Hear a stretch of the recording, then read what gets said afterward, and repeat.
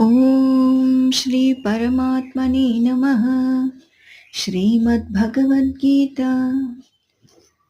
कस्माच्च तेन न मेरन्महात्मन् गरीयसे ब्रह्मणोऽप्यादिकर्त्रे अनन्तदेवेश जगन्निवास त्वमक्षरं सदसत्तत्परयत् त्वमादिदेवः पुरुषः पुराणस्त्वमस्य विश्वस्य परन्निधानम् वेत्तासि वेद्यं च परं च धाम त्वया ततं विश्वमनन्तरूप वायोर्यमोऽग्निर्वरुणः शशाङ्कः प्रजापतिस्त्वं प्रपितामहश्च नमो नमस्तेऽस्तु सहस्रकृत्वः पुनश्च भूयोऽपि नमो नमस्ते।